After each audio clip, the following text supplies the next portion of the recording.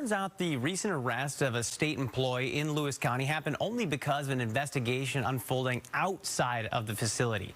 Detectives say a report had to be smuggled out. Though lawyers are less salacious, they tell me they found out about the beating because of their own investigation and that it wasn't handed over to police and then prosecutors like you would typically see. And while we are seeing Michelle Goodman, the woman accused of facilitating this beatdown of a teen behind bars, we can't actually show you the video or dozens of videos of fights, riots, and more. The state has put Fox 13 on a deadline, telling us to withdraw a public records request that we sent to police investigating more than a dozen incidents that have unfolded inside of Green Hill. So what is it that they don't want you to see? And why, when it came to Goodman's case, did detectives actually question how little was handed over by the man running Green Hill? I think people are just scared to speak up. Past employees have called this place dangerous, concerning, even toxic. It's such a great opportunity and program for these youth if it was ran differently. For months, Fox 13 has put a bright spotlight on this Lewis County detention facility, showing our viewers what takes place behind the barbed wire fence of Green Hill. This place is supposed to rehab teens and young adults that committed crimes at a young age. That's a lot of stuff. It's a ton of stuff. Green Hill first came under fire after police raided the state-run facility after they failed to report dozens of drug crimes. Now, our reporting found additional issues with security that allowed a flood of fentanyl to make it inside. In another instance, an employee who walked weed gummies right in the front door, only to put the drugs in a reward locker for residents. But most recently, it wasn't drugs, but a guard, Michelle Goodman, who made headlines after she was arrested for turning a blind eye when an inmate was assaulted on her watch. In a newly uncovered report, a detective went even further, stating he, quote, found it evident that Miss Goodman was not only aware of the situation, but also facilitated it. Still images obtained by Fox 13 show Goodman laughing right after the fight.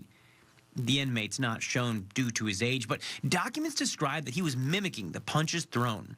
A nurse who treated the victim told detectives the inmate's injuries were obvious and documented multiple times. But when asked for records by detectives, Green Hill's superintendent said he didn't have evidence, photos, or incident reports. He said they were unaware of the assault until January 16th. That's more than 2 weeks after the teen inmate was beaten.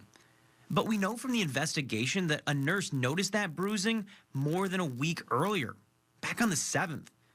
Asked about the timeline and why they didn't report the incident to police, DCYF offered a statement reading in part, "We did not immediately refer this incident to law enforcement because it did not rise to the level of law enforcement referral. But this wasn't some run-of-the-mill situation."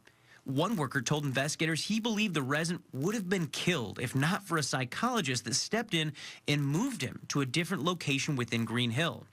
DCYF says they've made surveillance and safety upgrades. But despite investigators' belief that Goodman helped facilitate the beatdown of a resident, DCYF seemed to put the onus on the victim, saying, quote, the delay in the knowledge of the assault is because the resident did not report the fight. But we also know that staff dismissed concerns. When a nurse asked about the attacks, one male guard said it never happened. A second simply shook his head.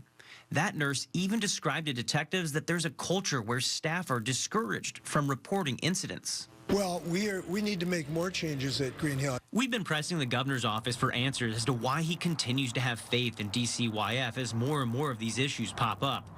After denying an interview, then ignoring our follow-up request, we tracked the governor down and asked him questions at a public event. Even then, he admitted that past legislation that he signed into law was part of the issue. We have now put 23, 24, and 25-year-olds in the same place with young kids. We've never done this before. This is creating new challenges in security, and I think you're going to see a discussion of that in the months to come. But not all of the issues have been about the residents themselves. Investigatory notes from Chehalis Police even questioned Green Hill Superintendent Jason Aldana during the Goodman investigation. They called the documentation that he provided to them incomplete, noting he sent just 2 of 11 pages worth of medical records and said there were no photos of the victim's injuries, despite other employees saying there were. Now, as for the videos the state doesn't want us or you to see, our team has no plan to withdraw our public records request. We'll keep you updated if the state takes us to court. And hopefully, we will be hearing more from DCYF in the coming days, as before all of this, they'd actually extended an invite to myself and our investigative producer to tour the Green Hill facility. Past workers, politicians, and investigators have continued to remind us through this reporting, Green Hill is meant to rehab young people. If that mission fails, it's not only a failure for these kids, but it's also a public safety risk for everyone else.